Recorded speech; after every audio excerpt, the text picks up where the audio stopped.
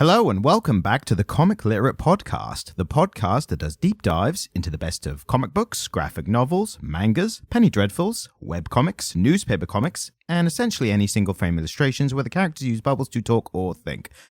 I thought I was going to get that through that a little smoother, and I realized I still didn't have the breath at the top to make it. There's always a breath in the middle. Yeah. I was trying to avoid it, and then I got 3/4. I was like, no, you needed that breath in the middle. But back to the intro, where I am your host, the soon-to-be known as Comic Stan, and with me, as always, is my ostentatious co-host. It's Jamie. I resent ostentatious. Well, on I can't think of the word. I'm gonna let you find the word. On a theological level, or on a ethical level, morals level. I don't think I'm that ostentatious. I mean, I've seen the way you dress sometimes. It's not all the time, but you sometimes dress a little ostentatiously. What? In reference to what? You wearing like a tweed suit the other weekend. Yeah, that's just a suit. It's a little ostentatious compared to the normal suit. It wasn't a whole suit.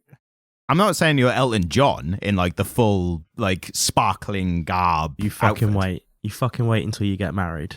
What? And then you start waiting. It wasn't gay marriage that Elton John. It was just marriage in general. I'm gonna turn up to your wedding dressed as fucking Liberace. I mean, well, then we'd be wearing the same thing, and that'd be rude. So can't have stage the groom. No, of course not. Exactly. So we are back in the house again with another episode, which is going to be slightly different this time because we are going to double back on a previous title for the first time. We are going to talk a little bit about the ending of the Darth Vader comic we did last week. Yeah, because neither of us had finished reading it. No, but I think we got a decent way through to give like a good, like deep dive of the comic. I think we did almost an hour just talking about it. So. Oh yeah, no, we got there.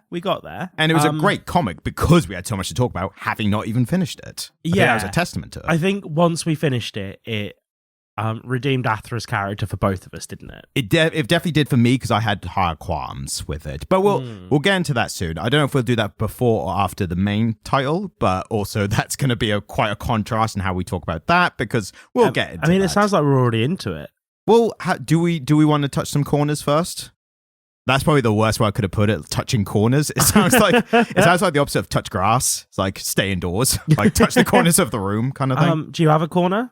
I didn't watch any films the last week, but I did watch something which I can talk about a little bit. I watched one of the new episodes of Ted Lasso. Have you seen Ted Lasso? No. So Ted Lasso is an interesting one for me. It's I think created by and kind of show ran by the guy who did Scrubs back in the day. Yeah. So it's made by an American, but it's a show about a British football team. Cool. So the general premise of it is there's a American football coach, American football, who gets brought over to coach a British actual football soccer for the Americans, but a British football team. But what's interesting about it, obviously, there's a bit of culture clash with the American and the British, but the actual American character played brilliantly by Jason Sudeikis. He is the most positive, upbeat, friendly character. Yeah, but even more American than Americans. And what it is is about how a bright, positive influence on these other characters' lives and how that kind of reaches out to other people and brightens their lives a bit. Kind of gets like the angry British. What's a good word for that? The kind of gamma face kind of culture of British. Do you know what I mean? Yeah, no, I know exactly what you mean. Just the general Britishness, yeah, the curmudgeonness British, the malaise that we all experience. Exactly. He kind of brings everyone up a little bit. But what's interesting is I don't think we need or want that over here, mate. Well, here's the thing. So it's not just that, because the character is quite three-dimensional as well. He's got his own shit, right? There's a reason he is as upbeat as he is. And it doesn't mean everything's great for him, because he does go through a lot of shit during it as well. I recommend it for anyone if you want to just try a thing. Here's a good example, right? Do you remember I was talking about the TV show Shrinking with Jason Segel and how I didn't like how it was meant to be serious, but then it just went into like we're all buddies kind of thing, right? So comparatively, Ted Lasso. So season 3's just started. I'm going to spoil a bit from season 2. So if you don't want to listen to the last spoilers for season 2, start it if you should. Start it if you want. But there's a bit in season 2 where we find out that this character, who's so happy-go-lucky, his dad killed himself. And that kind of influences why he's so like he is, because he needs to be so positive. Yes, exactly. He's covering up for himself. It's almost a little bit like toxic positivity, but only for himself. Yeah. So his positiveness is good for everyone else around him. Like it builds everyone up and stuff. But for him, it's almost like a cover. Like an unhealthy coping mechanism. Yeah. And at one point, he has to go see a shrink because he gets panic attacks and he doesn't want to get into the personal stuff. He's happy to listen to your personal stuff. He's like, yeah, tell me about you. But he doesn't want to get into his own. And that's like doesn't want to actually deal with it. Exactly. And it's that depth which makes me, if you're going to be happy-go-lucky, I want a little bit under. I want a little bit to really care for you as a character. Do you know what I mean? And so, yeah, Ted Lasso, highly recommend. I don't want to get too much because it's an ongoing TV show. A film I can just get into like start to end, boom, boom, this is why it's good. But Ted Lasso is, ongoing series. Check out if you can. Have you read any cereal boxes or shampoo bottles? Or Well, I've been reading the same books I talked about last week, but what I have done this week is rewatched both The Karate Kid and Cobra Kai. So the only way this counts is if you put on subtitles and read them while you were watching it, because then it's Jamie's, you read a TV show as it was playing subtitles. Isn't that how you watch TV? I do now, because that's... I'm getting old. No, it's, it's a genuine thing. They who make films and TV shows, they're turning down the volume on the dialogue and they're turning up the action. So an action could be like driving or like live music in the show. Yeah, exactly. So more and more people these days are putting on subtitles because they're fucking up the volume on there. So, and as someone who's now editing a podcast, I like deal with that. So when I can't hear the dialogue in a TV show, I'm like, turn it up, turn that bit up, like for God's sake. So yeah, you're not alone, and that's a growing trend. There's articles about it and stuff from much more learned people than ourselves who know about it. So it's an existing problem. So yeah. But how are you finding Karate Kid? Well, The Karate Kid is a childhood classic.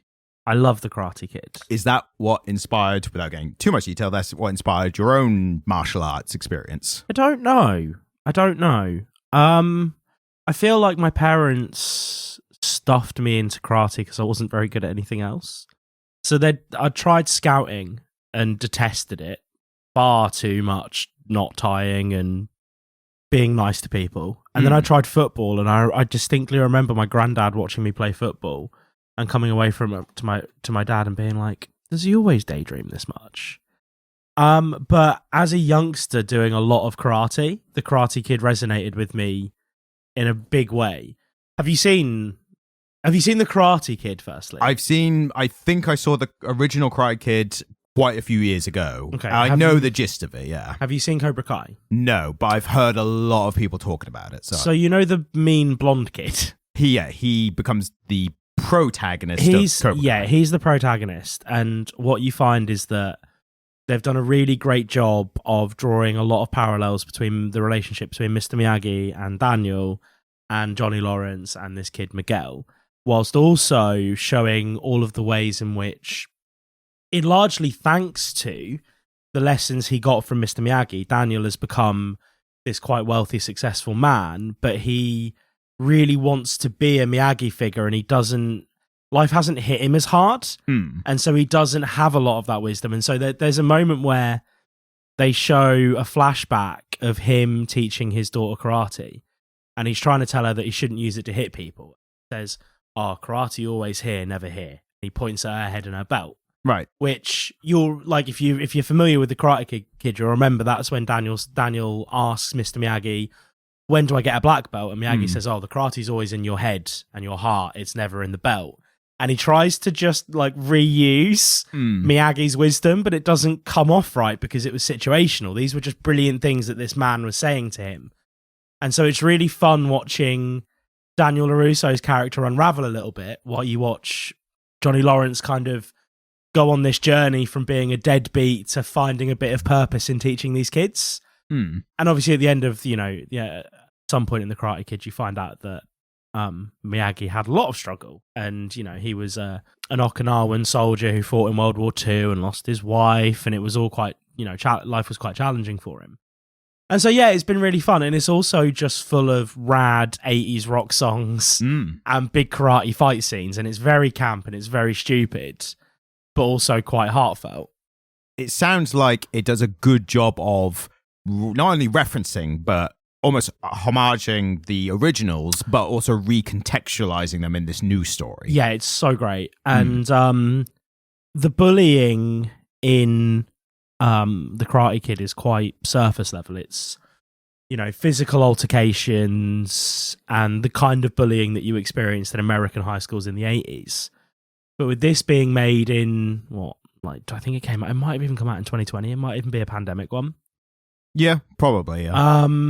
The bullying is all like cyberbullying and really insidious and really tough to watch. You know, you're seeing people like you're seeing cyberbullying and you're seeing bullying move into this new realm, and I thought that was an interesting difference. And it's so great to finally have. I mean, it's ruined The Karate Kid on some level because while you're watching The Karate Kid, you now know that Johnny Lawrence has this awful home life, and that's why he's acting out. And it makes him a much less effective antagonist. And then because you've seen the way it all went down from his perspective, you're also looking at Danny going, "You're a dick." Yeah. And one of the few things I do know about this whole thing, which I think speaks to what you're now saying, is the ending of the original Karate Kid film. A lot of people have taken issue with the ending for decades now because the move that the bad guy uses to sweep the leg is a legal cry move, whereas the kick is it Danielson? Yeah. That he uses, the crane kick, is an illegal move, and he wins it and is like the hero at the end. You've done it. So people were referencing that since the film came out till recently, and now this series coming out actually then is almost based on that contradiction at the end. Yeah. Because the guy's like, I did a legal move and I'm the bad guy because you got her, and then you bloody crane kick me, which is illegal, and suddenly you're the hero. Yeah. So everyone was like, yes, finally. Like, we've been redressed the balance. Exactly. So, and it's a really interesting thing. It's almost like, it's kind of like back to Star Wars, the Rogue One answering why the Death Star had such a obvious open flaw. So I do love those, like, there's probably a listicle in there somewhere, but like plot holes that were addressed decades later within franchises and stuff. I think something that's fun is that it's forced Ralph Macchio to play a more well-rounded character, Ralph Macchio being Daniel's son. Because do you know the other film that he was really famous for? No, I don't, actually.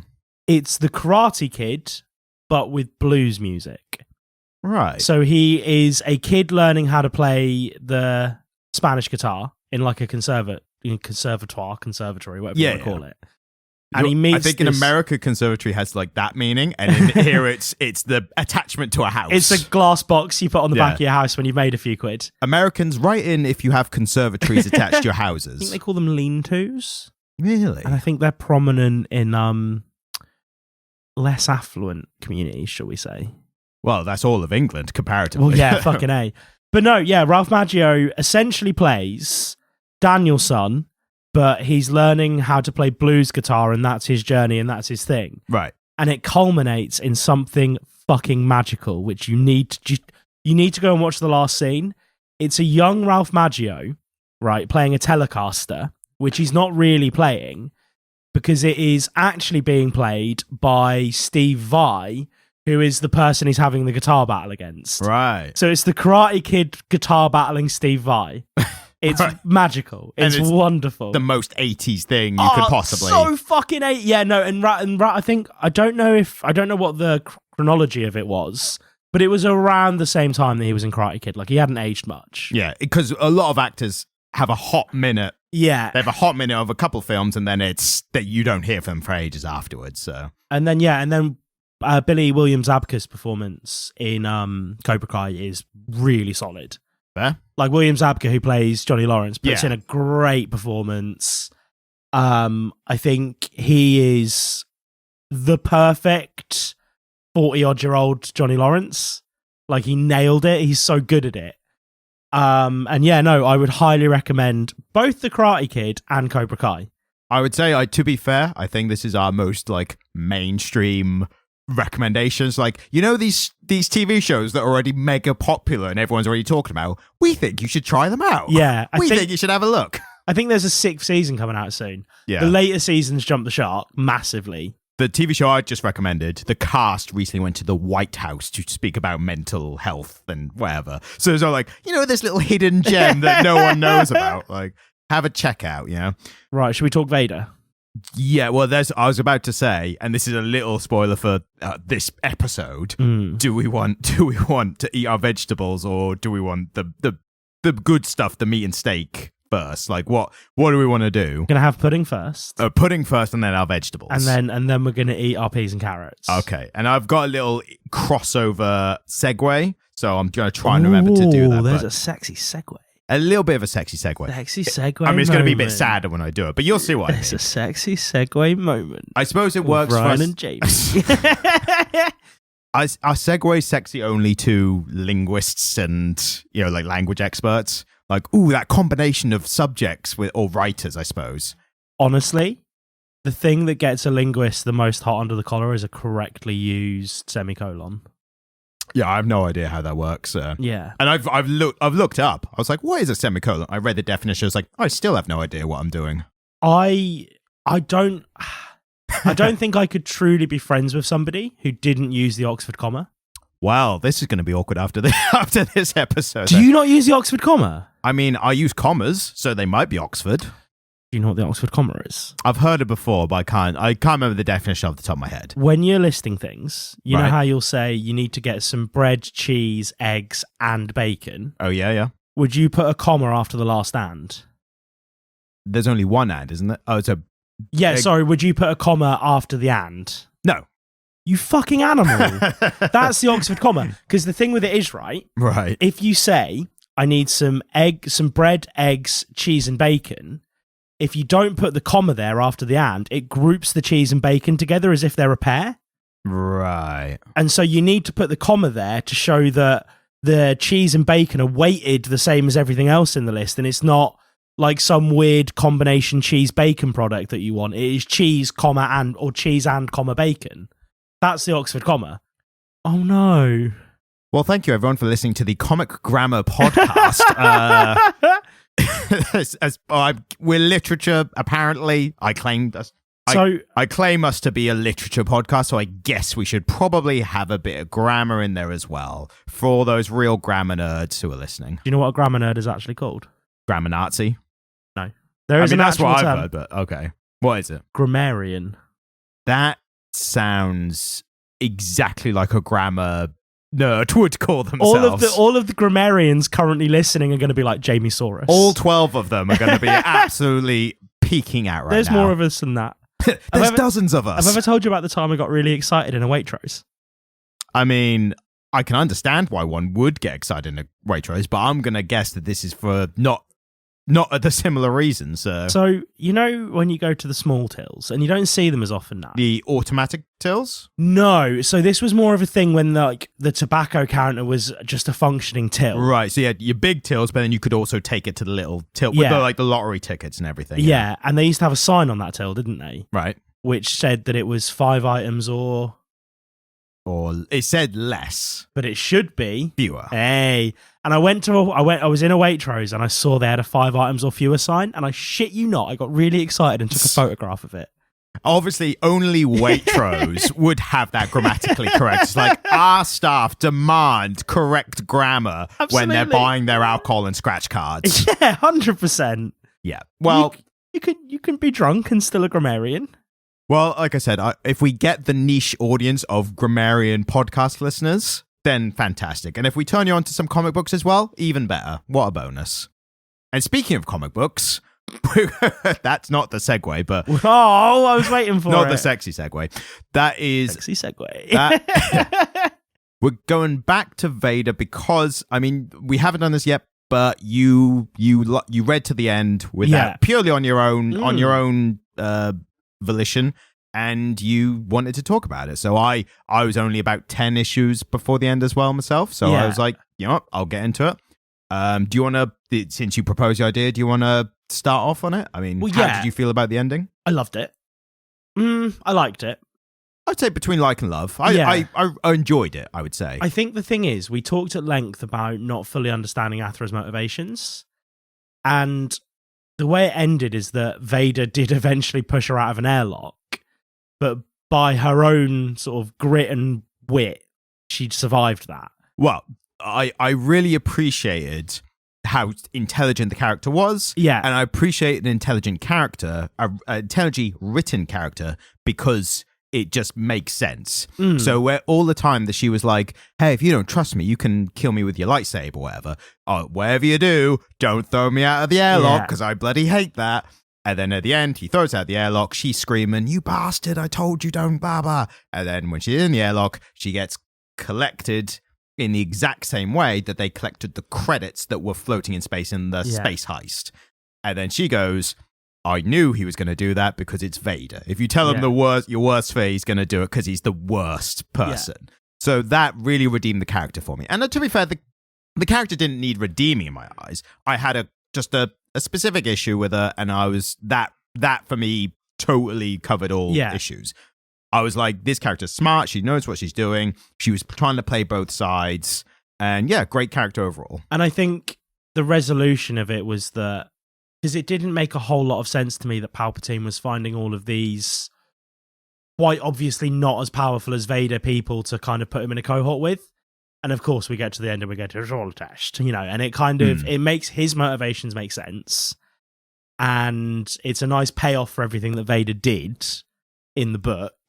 I just think it paid off really well, and it kind of settled some of the things that we were talking about. True. To be fair, I kind of looked at it in a different way, but like equally interpretive. I took it as Palpatine being a gaslighting prick. So he's like, whoever wins, he's like, I always knew you were going to. I always knew you'd come out on top. And like, what's his name? Vader. Yeah, I knew Vader would always. That's what I kind of read from that. And that, but I think you could look at it either way, but to me, I was just like, yeah, right, yeah, you knew this was going to happen the whole time. I did appreciate Vader just being like, yeah, you need to test me, and I get that.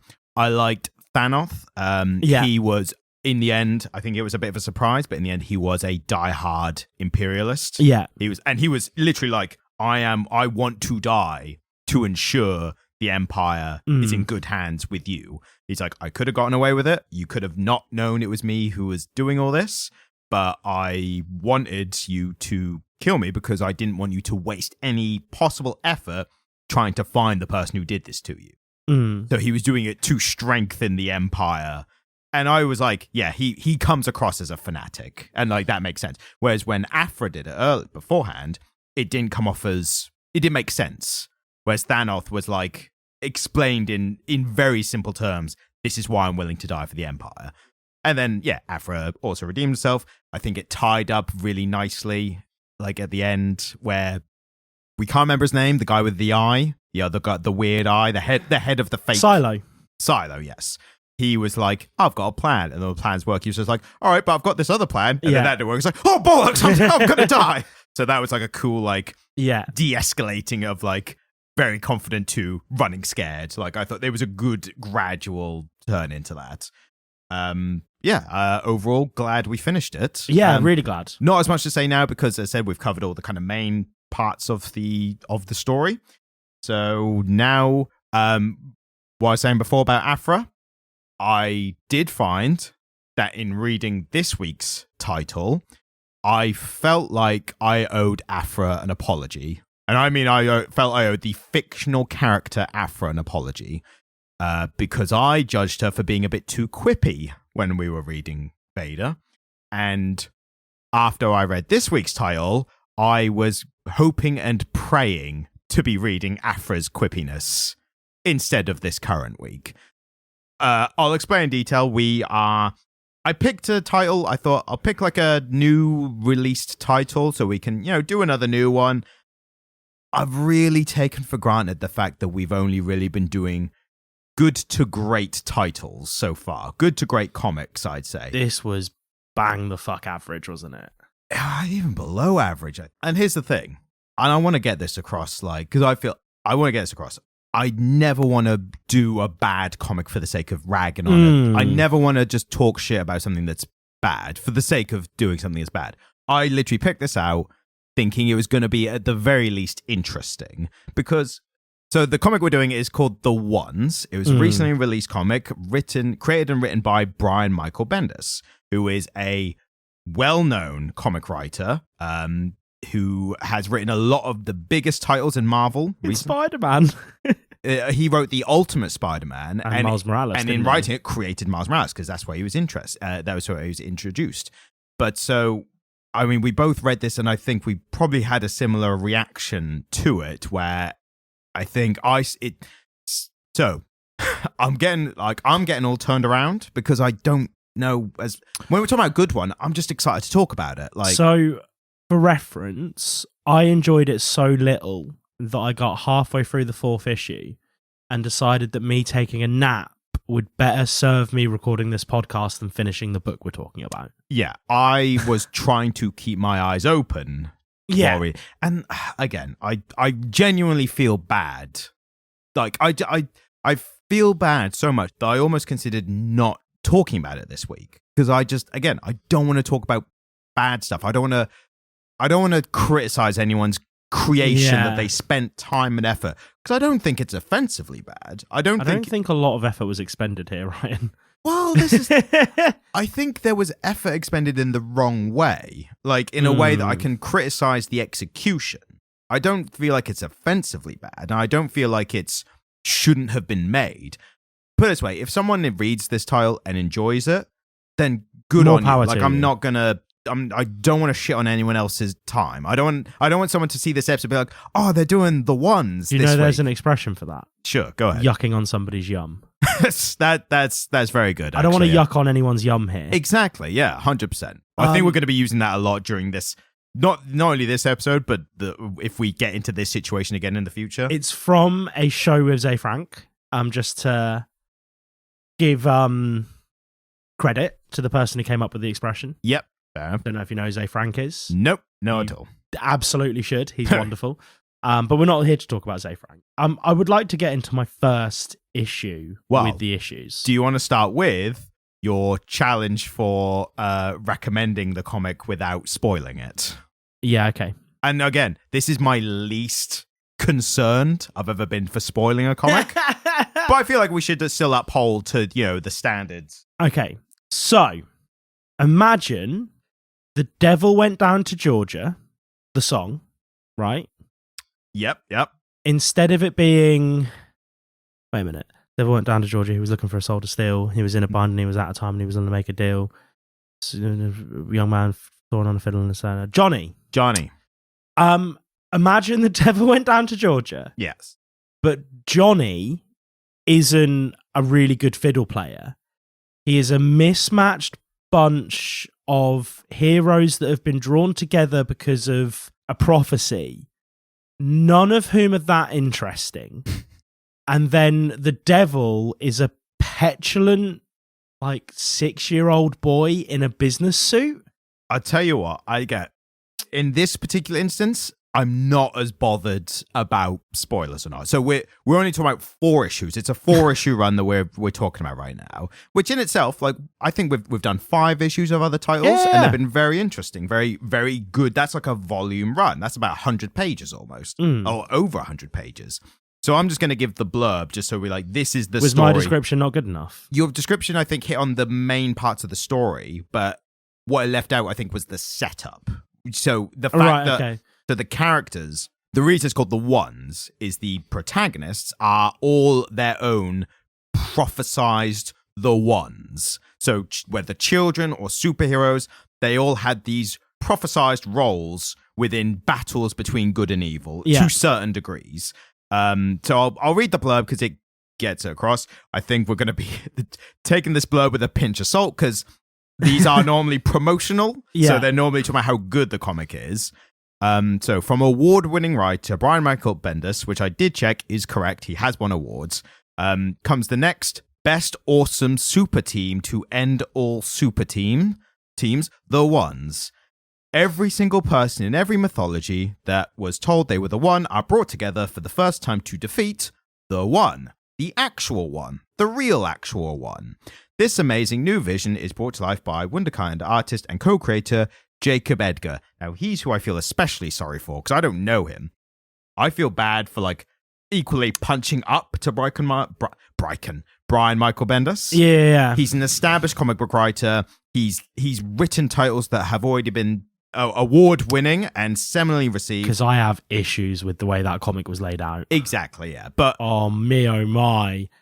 Look, put it this way, if this in any way gets to Jacob Edgar, I am sorry. I genuinely do not like the criticism I'm about to make. I'm sure you're a much better artist than either of us. Yeah, 100%. You are far more talented than us. That's well established.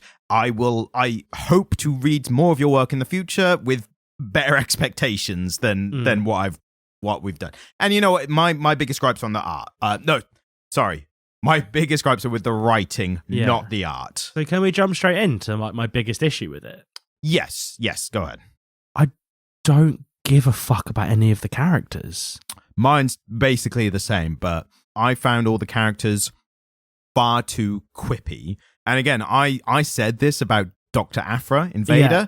Reading this, I was begging for Dr. Aphra to come in. There's no substance in anything that any of them say.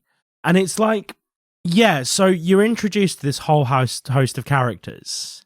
I just saw as well, Brian Michael Bendis, 5-time Eisner Award winner. Well, he's not getting 6 for this one. I've no idea how you go from some of the best runs on Powers, which is a great redefining of the superhero genre title. It was about non-powered police in a superhero environment. So they are attempting to police superpowered people. It's a great title, horrible TV show that was made for PlayStation exclusive, but great original comic. Alias, the introduction of Jessica Jones, who's a brilliant character and very well written in her first introduction run. Daredevil, which is normally always great. I haven't read Brian Michael Bendis' specific run on Daredevil, but it won an award. I assume it's good.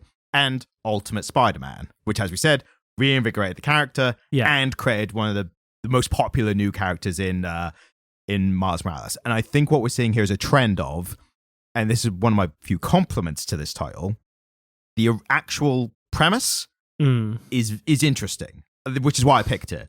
I liked they're playing with the genre and the trope of the prophesized one. And like here, I think he's good at creating initial ideas. It's one, execution and ending he's not good at.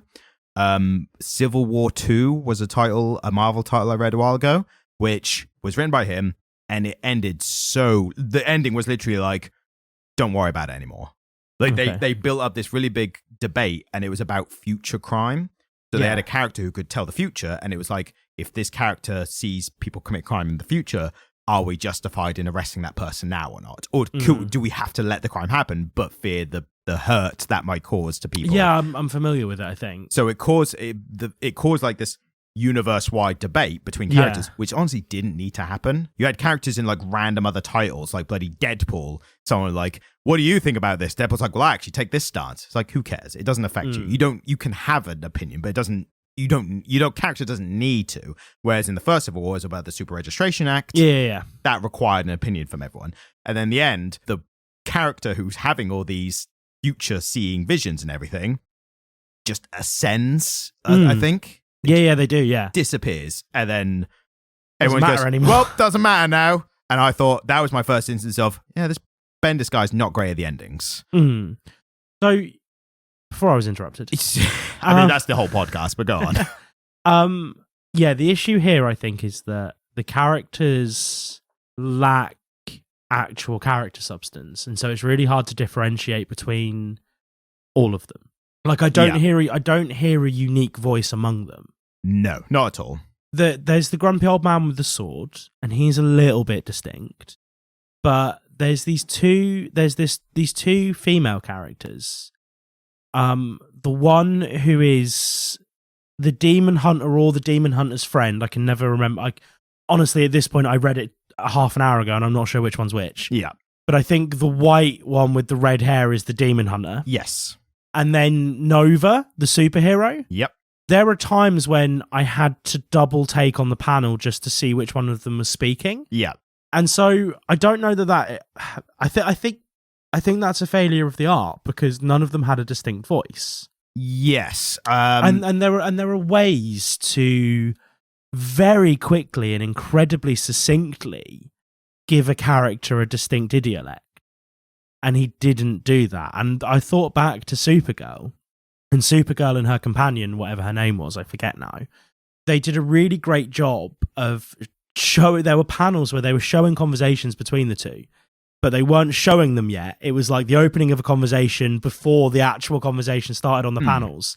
And I could still tell which one was which because they had their own idiolects. Well, that I think we did say at the time.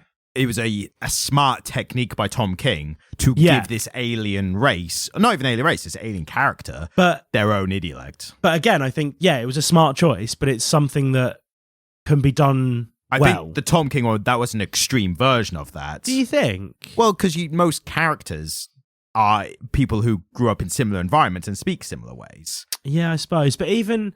but they are given still differences enough that you can tell who's speaking. I'm going to reference here something that they reference in the comic book. Right. They gave me an in. He says, one of the things that I want to bring back is people calling each other sport. And then he calls somebody old sport. Yeah. Right? They reference The Great Gatsby. Yeah. Old sport. That's how DiCaprio used to say Fuck you.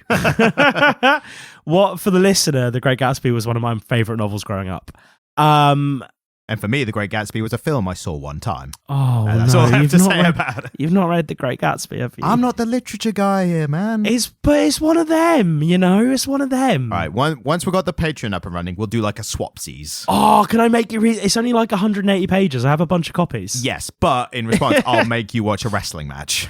Okay, yeah, I can deal with that. One day that'll be a tables have turned, like kind of the turntables. That's what it'll be called. But it's this thing where like this is the devil. Again, he doesn't even have a distinct idiolect. It's all this kind of very, I would say, millennial, not Gen Z. Yeah, his I did find a little different, but only because it was the rest of the characters turned up even more. In a what I try to describe, and I thought you might have better words for this. So this is my limited vocabulary trying to describe what I got from this. All the characters, most of the time, were just completely nonchalant in a negative way. Do you know what I mean? Like to an extreme. Like nonplussed, but they were generally not bothered.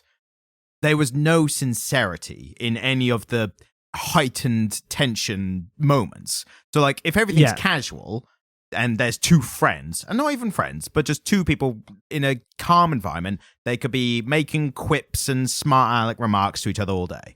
But when shit goes down and things start getting important, that's when the sincerity needs to come through of like, oh shit, things are happening right now. I think what you were hitting on is the fact that they were all speaking in the same idiolect.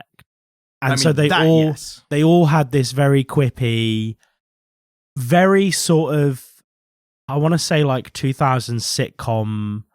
It was kind of Whedon-esque. Yeah, Whedon-esque. That's a great way of describing it. A very Whedon-esque idiolect, which they all were in all of the time. And so it meant that he could never raise any tension because at any point something was happening, the main characters would just be like, oh, well, it's this again. There was no real sense of any jeopardy, even though Satan is literally there and the apocalypse is actually happening, and they're still just kind of cutting about like, I don't really know about this demon malarkey. Well, one thing I noticed when thinking about all this was that the only time they weren't like that was when they were angrily swearing. And that's a big issue I had with this. Yeah. The swearing was so gratuitous that it lost all meaning to the point where it just annoyed me. And I'm someone who, like yourself, in real life, everyday situation, I use fuck like a comma, but not an Oxford comma. No, because only nerds use that. But I use it for myself and in friends, just casually, whatever. But these characters only went from either angrily swearing, and that was the closest it got to sincerity with any of the characters, to then casually swearing to each other. One character has 3 connected speech bubbles, and they say shit in each one. Yeah. And I'm like, do you have any other words to use? In your vocabulary. Yeah, and it doesn't... If you swear... Like, same with the quips, with the smart aleck quips, and same with swearing. If you use it all the time, it loses all significance and meaning.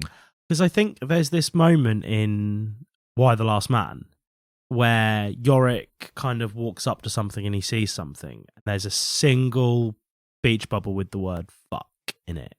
And it's really powerful. Yes. Well-placed swearing is really powerful. But again, here it was just kind of, yeah, you're right. It was peppered through. But there was no real... There was one moment in the entire thing where I really saw a bit of character shine through one of the characters. And it was the very opening where one of them was collared in the supermarket. Yep. And there was this idiot kind of Chad guy with his collar up and his arm around his girlfriend saying, "Oh, you're the chosen one, bro. You're the chosen one." And this guy's like, "Yeah, I just want to leave. Like, please let me leave." And he's really uncomfortable. Like, I really sensed his discomfort in those panels. And then I was like, actually, that captured me. That was the first 5 or 6 panels, and I really enjoyed it. I was like, oh, this is going to be cool. Like, this is like a take on modern celebrity memification of human beings. Like, this is interesting. And then his whole character just kind of dissolved and amalgamated with everyone else throughout the rest of the book. Yeah, 100%. And 2 things to say about that opening sequence. Firstly, I think we both had the similar reaction to that opening, and I think the reason is that was in close relation to the premise and not the story, if that makes sense. So the premise being the real life post-action life of the Chosen One. So after the battle with good and evil, because that's one thing I did notice and I did like, was every character was after their chosen ordeal. I would imagine that they're trying to establish a universe with this, and we're going to see everyone's backstories, and we're going to get that guy's story at some point. Yeah, because they did not mention it here. No, they did not a scoop of it. Confirm it, and it didn't feel like breadcrumbs. Like, oh, can't wait till they reveal that. I was like, I don't care enough. It's just a little annoying that I don't know it. Yeah, because I would have quite happily sat down and followed that character that I saw in that moment. I would have quite happily sat down and followed their story. Yeah. The most character revelation that we get is that he smokes weed. Yes. We see him on a sofa smoking a joint. That is the only real character revelation we get about any of them. And even that, I was kind of like, they having a meeting, and then like they're talking about really serious stuff, and he's like, "Oh, I'm just going to casually smoke my marijuana in here with everyone." Yeah. And it didn't even fit then. And what would have been interesting was seeing his life kind of in the style of previous title we reviewed, Public Domain. Imagining that 100%. Kind of everyday life in relation to this larger story that previously happened and is still affecting his day-to-day life. Whereas instead, he just then got thrown back into a trope-ridden, stereotypical... And it's meant to be for parody. That's the worst part. It's meant to be parody, satirical of this prophecy-based whatever, but it's so detached from that premise. It's like if you tell a joke, or if a character tells a joke, or there is a joke in a story, whatever, the character, and like with sketch comedy, has to sincerely believe it in the moment. They have to mean the joke. What makes it funny. It's a secret among actors when they do, like normal dramatic actors, when they do comedy. So they're given a comedic script, it's already funny. And they say the first thing is, don't try and make it funny. Act it sincerely. Was that Bryan Cranston who said that? I think I've heard it. From a few places, but I think he did as well. Yeah, but he was. Yeah, I think that he's had similar advice for sure. And also that comes back to it because one of the lines that I thought was the most cringe line I think I've ever read in a comic book was the Satan character himself at the end. He says something that's meant to be like a dramatic reveal, and then he goes, "I had to write it down because it was so significant." He says, "Bryan Cranston mic drop." And I'm like, I know the video he's referencing. I like the video that he's referencing. Yeah. Him referencing it there in Not that funny. way made me curl up. Yeah. Have you seen the video that he's referencing? Yeah. Oh, it's a good one. If you don't search Bryan Cranston mic drop, it is a funny video. But yeah, I feel like I'm all over the place because normally I just have like a chronological list of things I enjoyed through the series. Normally I have to derail you so that we can have a flowing conversation. But now today it's just, I hate it so much. Yeah, exactly. And again, I just still feel bad about it. Well, do you want me to provide the order today? Because I have some quite ordered thoughts about it that I'd like to go through. So the other thing that really bothered me was the fractured timeline. I found that we were skipping backwards and forwards in time quite a lot, but the characters hadn't aged or changed in any way. And so we're seeing them back and forth through this timeline that I'm not really following because I'm not invested in any of the characters. And so we're seeing bits of the timeline in this quite fractured way. And sometimes that can be a really interesting narrative device where we're getting information from way before the story started in the middle, and it contextualizes some stuff that has just happened and then kind of propels you along in the story for what's about to happen. I can't think of any great examples of it right now, but we all love a flashback. Breaking Bad, Bryan Cranston. That absolutely feeds information back and forth, and not even story information, but just character, like motivation and stuff like that. Yeah, and yeah, it's used to good effect there. But here, I just feel that it kept pulling me out of this story that wasn't really moving at a great pace anyway. Well, you know what the worst part of that was? The information that they were trying to get across in the flashbacks is that one half of the group doesn't trust the other half. Yeah.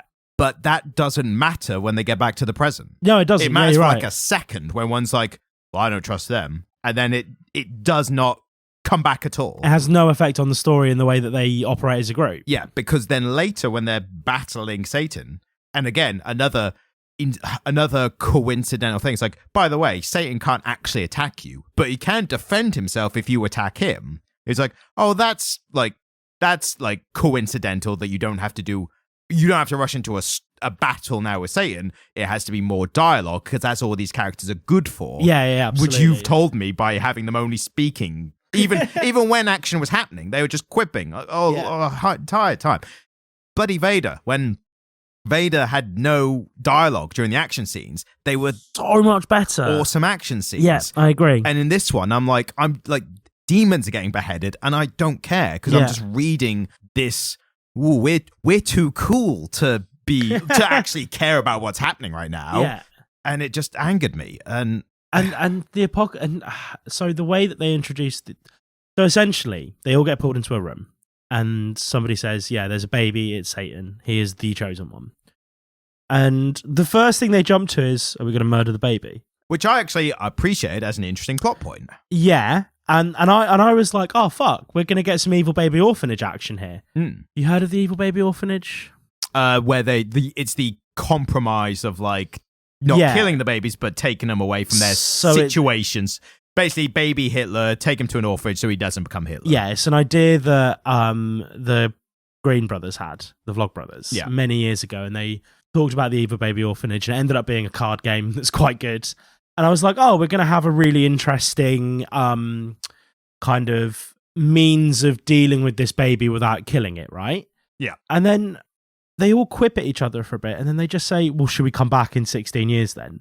And then it kind of cuts to 6 years later, and they're all like, oh, well, that was wrong. Oh, it's the apocalypse. Another quip. Yes. Like there was no insidious creep of the apocalypse. There was no demonstrating how hard this is for humanity and how devastating it is. They're just kind of in the middle of a ruined city and there's demons everywhere, and it's 6 years later and the apocalypse is happening. It was a joke, but it would have played so much better if the panel beforehand, they're like, we'll give it 6 years and we'll see what happens. And then next one, proper panic, terror, like Jesus Christ. Like that would have hit harder and the joke would have hit But it was a quip. They doubled up on the punchline. Yeah. The imagery should have, like, if that artwork had been there by itself and there was no quippy dialogue, I feel like that joke would have landed for me. I'd have been like, huh, that's quite funny.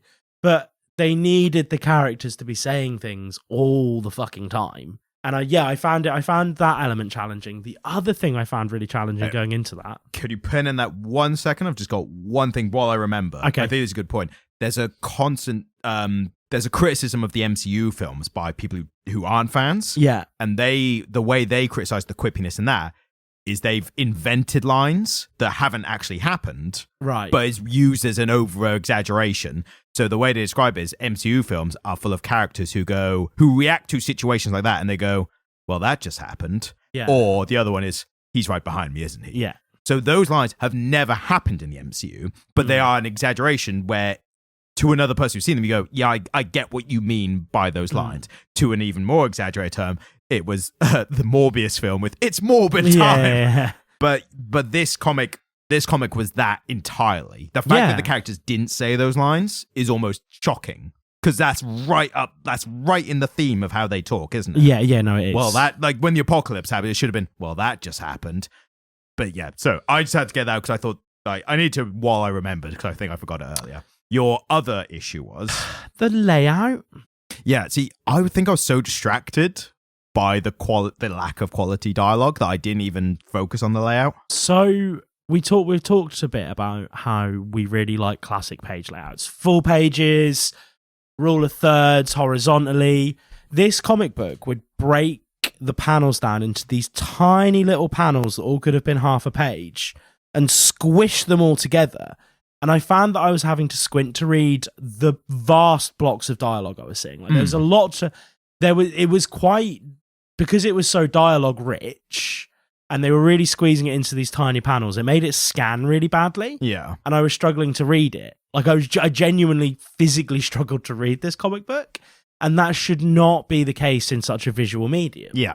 Like, you and I have had conversations in the past about one that springs to mind is the Logan comic books, where he's having the same fight like across time. Yeah, and you're seeing these amazing page layouts where the layouts themselves are really, half of them in red, and that how easily distinguished between them. And so you're seeing these great page layouts where they're doing a lot of the storytelling work and they're really driving the story along, and then you get here and it's almost as if somebody just said, well, we have all of these images, we need to chop the page up.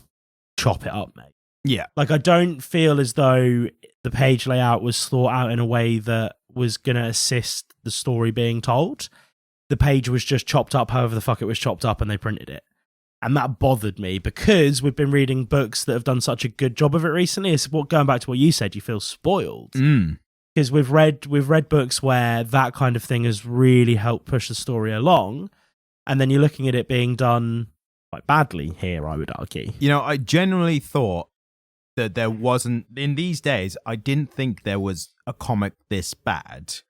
And the reason is other mediums have bad versions because there's more success in them. So, like, film and TV, and, like, as a new example, video games. Once video games became successful, so we talk about a golden age of video games, like the PlayStation 2, Xbox era. So there was an influx of new games. There was a huge, biggest library of console games you'll ever see at one time. And it was because it was an explosion of the industry. But what you also had at the time was the games that were made, like, there were obviously stumbles, there was bad games beforehand.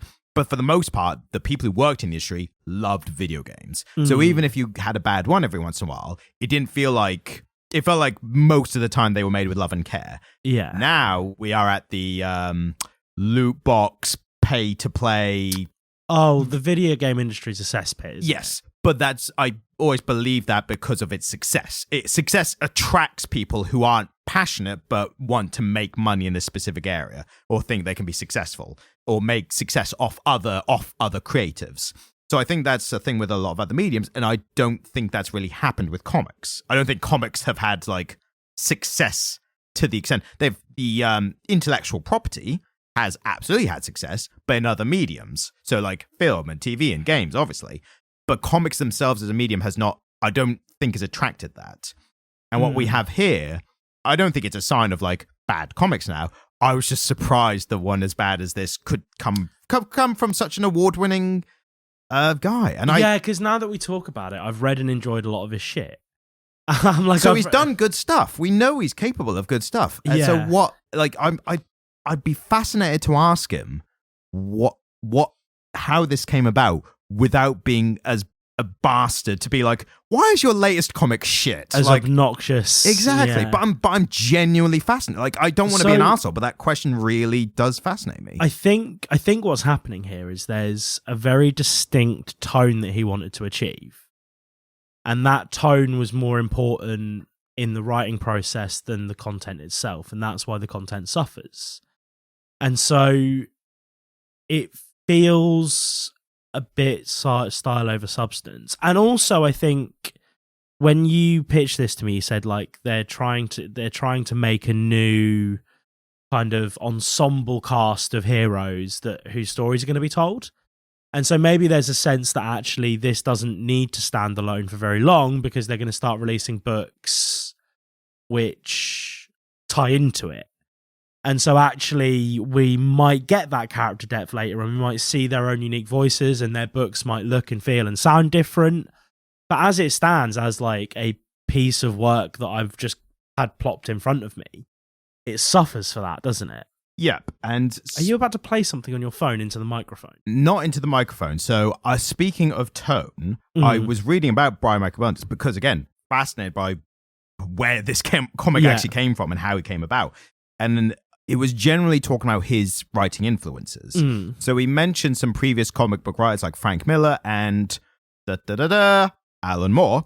Alan Moore. How... We didn't talk about Alan last week. No, but because we did the dedicated Alan Moore episode with the Superman title, that was like a cutting off of like he doesn't need to be. We'd gone on a 6-7 episode run, and then that was the point where we stopped. We don't have to mention him every time now. I think he's going to come up a lot anyway. I think that we should rename this podcast. The Alan Moore podcast. No, please, sir, can I have some more? No. And it's entirely about Alan Moore comics. We would never run out. Again, for the Patreon, that will be 100%. Swamp Thing alone is such a long run they did. And it's very well received. So yeah, one day we need to write that down somewhere so remember that. Well, I did write it down. Good, thank God, thank God. Into a microphone. So someone put a pin in this recording right now and then send it to us later. That's your job. Yeah, that'll be me. Of course, that'll be me. So... But he did cite that there were other non-comic book writing influences. I'll go on. And one of them specifically, I can't remember the other two, but one of them specifically jumped out at me. He cited Aaron Sorkin. Okay, who's that? So Aaron Sorkin is a writer, screenwriter mainly, maybe a director as well, although I think only recently. But so he writes some things that I'm a big fan of. And specifically is a TV show called The Newsroom. He also wrote The Social Network. Have you seen that? Very quippy. Very quippy, yes. But I'm a big fan of his style of writing. So when I saw that he was influenced by him, and having read this comic, I immediately was like, I thought to myself, why do I like this type from Aaron Sorkin, but I don't like this influence? What's the difference? Oh my God. Sorry to jump in. Go on. Aaron Sorkin wrote one of my favorite American TV shows that's really underrated. The West Wing? No, The West Wing's not underrated. The West Wing is quite correctly rated. No one barely talks about it these days. But Studio 60 on the Sunset Strip with Matthew Perry. That's one of my favorites as well. Fuck it. Oh my God, it's excellent, isn't it? And it's only one season. I know, and just that kind of... Yeah, no, Aaron Sorkin did an incredible job of writing a story that was ostensibly about Saturday Night Live, let's be frank here. So I don't need to play this now, because I didn't know if you had seen anything like his. Yeah. Like, his TV work is more him than his movies. His movies, I think, are a bit more made to be palatable to a wider audience. But that writing, I think, I watched some clips earlier to be like, what is the difference for me? And I think what it is that, for one thing, written down on the page is very different to acted out by fantastic actors. And Aaron Sorkin is a playwright and a screenwriter. Yes. And so he is exclusively writing things that are to be spoken, not to be read. And also in the back and forth between characters, which could be interpreted as quippy, they're not quipping out of nowhere. They are referencing each other. Yeah. So what they'll do a lot of the times is they'll be talking about two things at once. Yeah. A serious thing and a light thing. Yeah. And they get intertwined in the conversation where someone references the light thing when they think they're talking about this heavy thing, and vice versa. Yeah, there's this amazing scene in Studio 60 where one of the actors on Studio 60, his brother is in Iraq and has been captured, and he's in a green room with an American general, who's been sent to oversee him whilst they're trying to extract his brother, and all of these wealthy comedians and actors are under the table trying to broker a deal to buy the brother out. And so it's really heavy. This guy's got a huge decision to make. Do I let my boss pay $1 million to a bunch of terrorists? It ensures my brother's safety, but it also furthers the Taliban's cause. Or do I potentially let my brother die and let the army do what they need to do and starve the Taliban out? Huge choice. And there are these jokes, these light-hearted moments that are kind of woven into it. And it's really powerful. Really, really powerful stuff. Yeah. And I think the difference for me is what could be interpreted as quippy is certainly a style, but when the actors not only are delivering it really well, the context is always interlaced with whatever the heaviness of the scene is.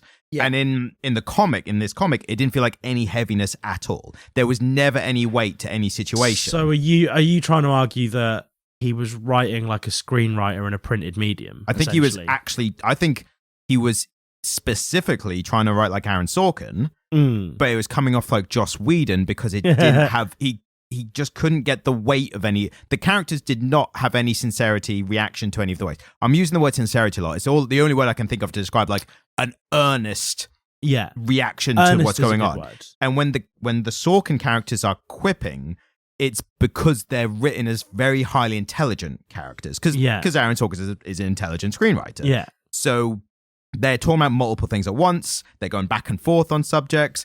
They are mocking each other for like just a line. It's very British comedy style, like which is maybe an interesting take. I don't know if anyone else had that. It comes across a bit British, where it's very fast paced and mocking and self deprecating, but in an earnest kind of way.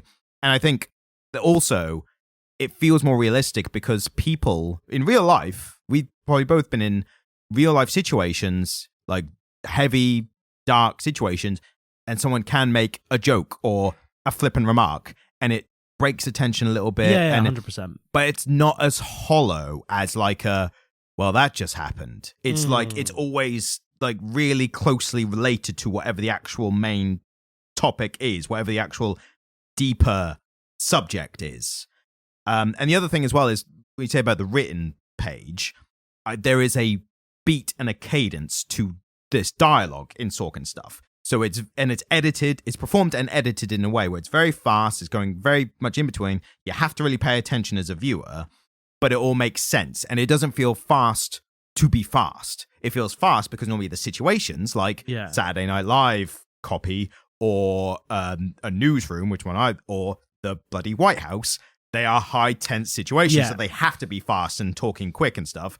But there's also there's these character relationships underneath that are also interwoven with the heavy subjects. Yeah, I mean, if you go back to Studio 60, Matthew Perry, who's one of the head writers, had a failed relationship with one of the best actors. And so there's this undercurrent kind of, is he favoritizing her or does he really not like her at the moment? And they kind of made each other's careers and there's all this tension and that's played out across it. Whereas here, the character relationships are so surface level that there's none of those sort of tensions and relationships forming. Like, I couldn't tell you which... There's three characters that don't like the other ones, but we only hear about that... in the flashbacks. In the flashback, where only three of the characters are there. So they're talking about why they don't like them, but we're not seeing any of that in their relationship. And actually... the character they're talking about not liking, they're all talking about how much of a fan of hers they are when they're together and how much they respect her and how excited they are to meet her. And you almost want to kind of grab the characters and be like, you're all the same. Yeah. You all speak and act the same way. Yeah, if you don't like her, you don't like yourself either. It's a deeper message about self-hatred. I wouldn't want to be part of a club that would have me as a member. But in this case, it's like, she's so ugh. It's like, you're ugh. Like, do you think we're missing it and that's what it is? No, I think we're reading too much accidental reading. Because, I like fiction where I don't identify with the characters. Yeah, of course. We've read a few titles here which have been great insights into other ways. I mean, the highest level of that was probably Mouse. And that was such a window into another life, Yeah, absolutely. And I like unlikable characters. I enjoy reading unlikable characters. But I think we're meant to like these characters. I think he wants us to like these characters, and I just don't. Yeah, and I made so many notes of lines, because normally I'll make notes of like good lines or funny lines or whatever. And in this case, it was just like lines I had issues with. And like one I've got here, one of the characters, when they're talking about whether they should kill the evil baby or not, is one of them said, "It's a baby. It's not going to Satan out on all of us today, right?" And what that screamed to me was an attempt to emulate Gen Z speak without knowing how they actually talk. I don't think anyone actually talks like that. No, I mean, if it was Gen Z, they'd be talking about how it's not based. Yes, but if it's an older millennial, they could be like, yeah, that maybe like someone who doesn't know or interact, they may be like, yeah, that sounds like it could be something. But if you're in that space at all, no one talks like that. And I think it was meant to be that, especially if these characters are meant to be young, chosen one children who are a bit older now. They're probably about Gen Z age, aren't they? Yeah. And yeah, I've got a lot of notes about stuff like that, but I made the notes, and now I feel like going through them is just gonna be a depressing, like, I don't think we should. Didn't like this. So yeah, the gnome started swearing ridiculously. Yeah. For no reason. The gnome that we see precisely twice, who talks and acts like an old middle-aged man. Yeah. Despite being a mythical creature, but then also. Satan talks like bloody, what's his name? Holden Caulfield from Now I don't particularly like Catcher in the Rye. Catcher in the Rye, that's and it. I definitely don't like Holden Caulfield as a character. But I think that's deeply unfair to JD Salzinger. Salzinger, yeah. Salzinger? Salinger? I always think he's Slazenger, like the tennis rackets. As a side note, I did a book exchange with one of my, because we would do this to each other because we all studied literature and we all lived together, and so we would really want each other to read our favorites, but of course we were all reading so much at the time that it was kind of hard to squeeze it in. And so we would, if I wanted you to read something, I'd have to read something that you wanted me to read. Yeah, book swap. Yeah. And he thought The Catcher in the Rye was the great American 20th century novel, and I thought it was The Great Gatsby. And so we both read each other's books. And I remember we walked down to our living room when we were done. We kind of sat down. And Holden's a cunt. And he went, yeah, Nick's a cunt. Yeah, I was made to read it in high school, and I had the exact same criticism. You read Catcher in the Rye in high school? I had to read a bit of it, I'll put it that way. And I just hated the character. And the teacher was like, yeah, but don't you think there's like a deeper teenage angst thing? It's like, I'm a teenager with angst because I had to read this cunt. Like, I hate him. So, yeah, I had issues, and that's where the devil kind of came across. And you love the movies so much. Movie? The movies. Oh, the movies? Yeah, like film in general. Yeah, of course. You love film, and Holden Caulfield's whole thing is that he fucking hates the movies. Well, there you go then. He's an arsehole. He doesn't deserve love. Oh, my brother, he's so smart, but now he works in the movies, so I hate him. Yeah, exactly.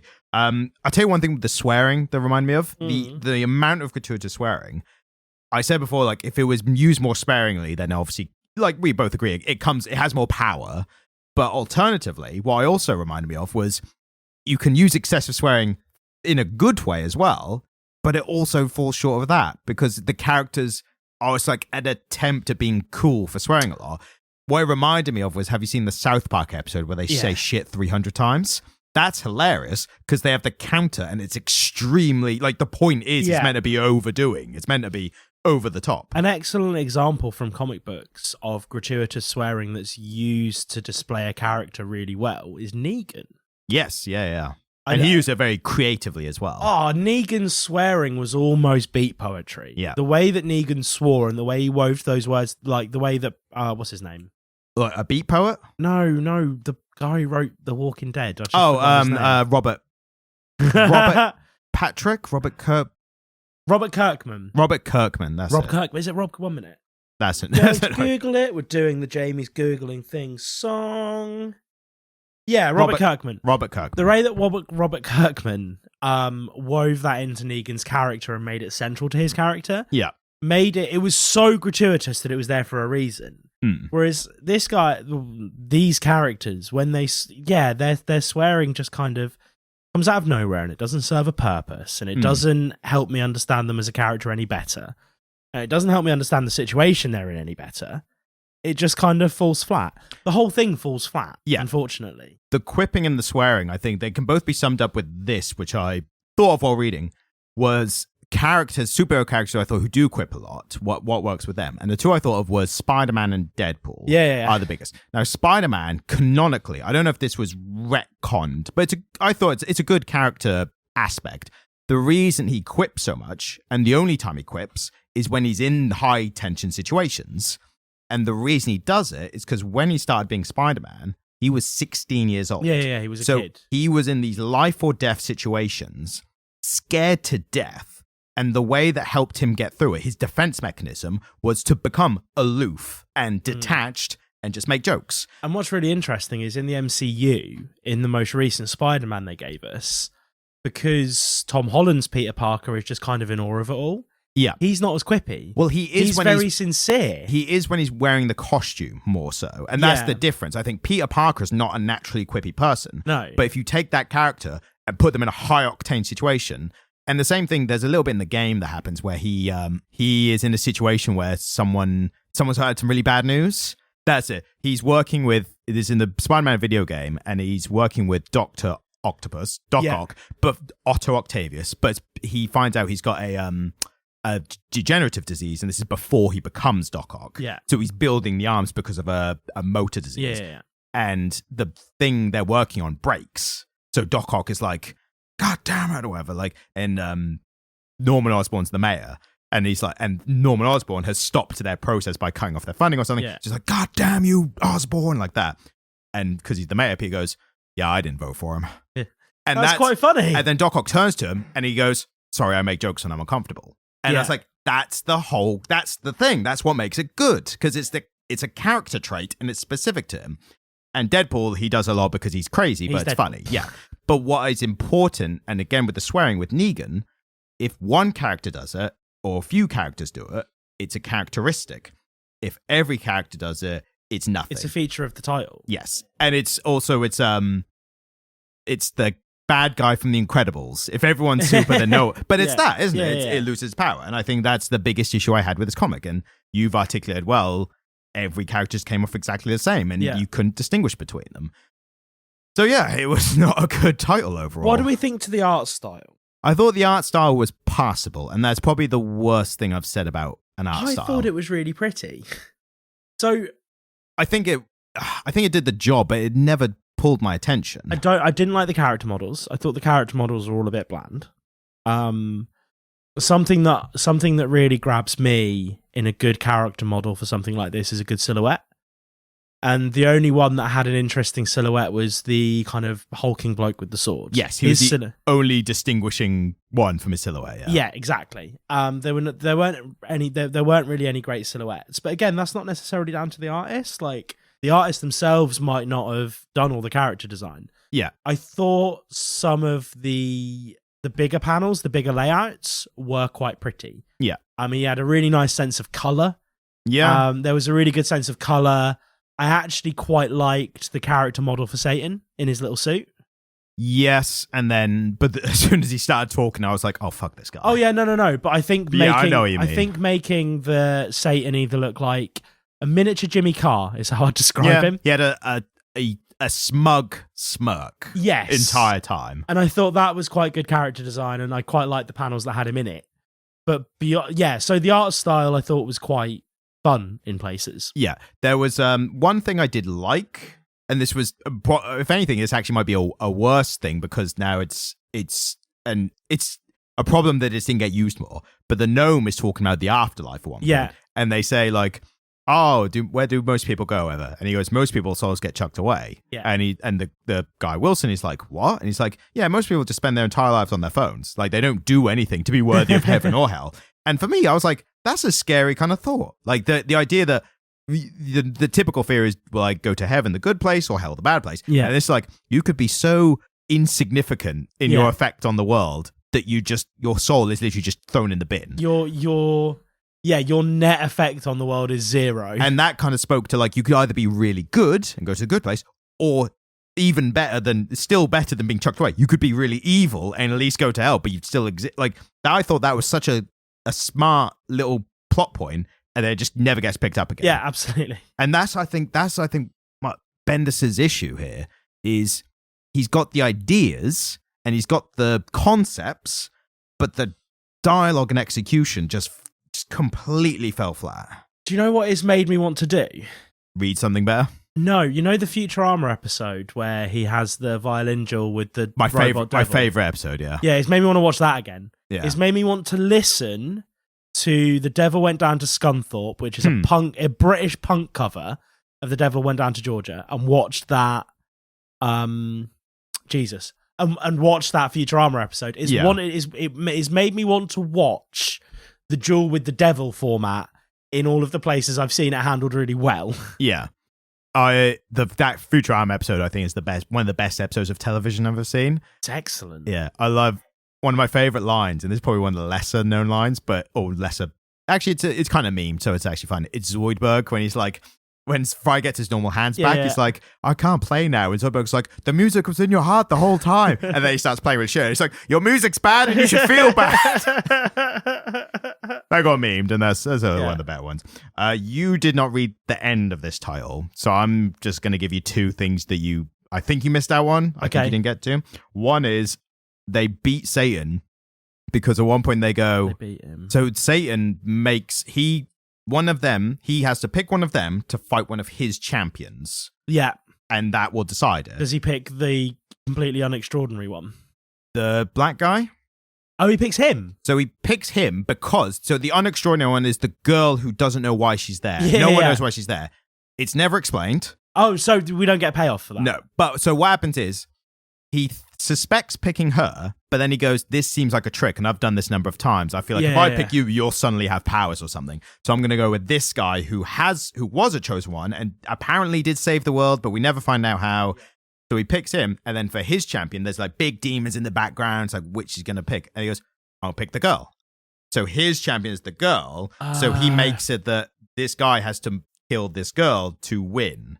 For them to be Satan. Right, okay. So it becomes like this, like I've got you in the corner. What are you going to do? Does he kill her? And the girl's like, come on, you should do it. Like, I feel like this is actually my chosen moment. Yeah. I was chosen by the devil to be his champion, but I'm chosen to die to stop him.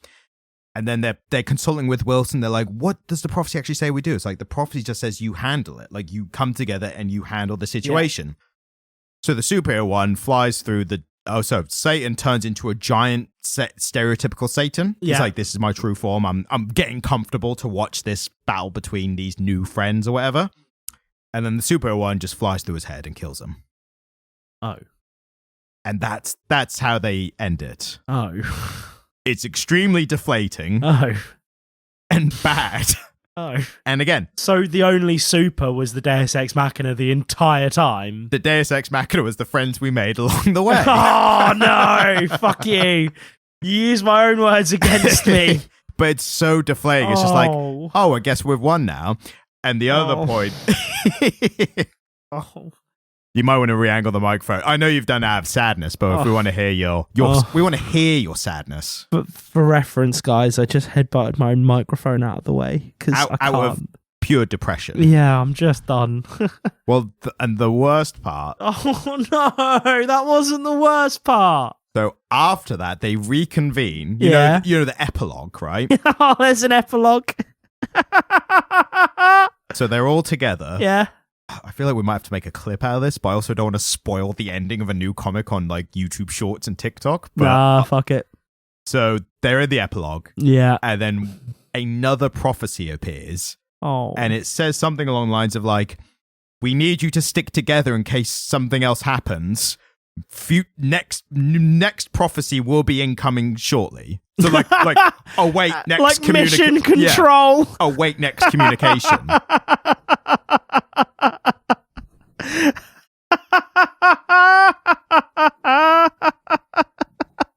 I'm still not the worst part. Oh no. Go on. So one of the characters, I think it's Babs, the friend of the Demon Slayer, who was the most quippy, like the highest quip to minute ratio. Quip to second ratio? Yeah. Highest quip to second ratio. The highest QTS of the group. Yeah. She goes, I'm pretty sure it's her. It might be one of the others. But one of them goes, so we're a franchise now? And it made me think immediately of your impression of Will Smith from Suicide Squad. what are we, some kind of suicide squad? Or some kind of suicide squad. Which is easily the worst impression I've ever heard in my life.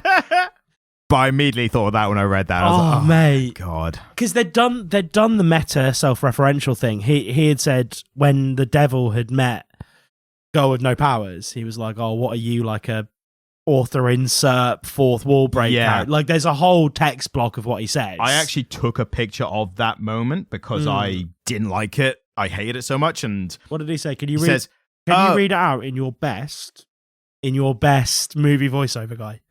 Well, it's kind of weird because it's not quite that style of tone because he's guessing what she is. You get to do it to me. I get to do it to you. I mean, yeah, we could try. So this is him. He's trying to guess what's special about her. So he goes like, reincarnated warrior or alien, vampire. He's going like that. And they're kind of talking over his guesses. And then he goes like, when the character hits their own head, like, of course. He goes, manifestation of a genre-fueled writer's self-consciousness brought to life through the seventh dimension of the creative hive mind. And I read that when you wanker. Well, what does that mean? It just means created by the writer. It's a bunch of words that means nothing. It's a really wanky way of saying created by the writer. You're a writer insert character. And this is also the heaviest putting a lampshade on it moment in that I've read in the thing. Yeah. So if anyone doesn't know, putting a lampshade on it is if any piece of fiction is doing something, and normally it's something negative, or it's something negative from a previous bit or whatever, if the characters refer to it, it's called hanging a lampshade on it because it was a completely pointless, self-identifying. By the way, these characters are fictional. Yeah. Fucking what? Like, we know. I'm trying not to get worked up about this because I don't want to hate read things to just complain about. There's enough of that on the internet in general. Yeah. There's so many creators who are literally just hate watching or hate reading stuff because hate is it's as a heightened emotion as loving something. So it attracts similar things. But also people like people shitting on things. So it gets even more traction online than loving things.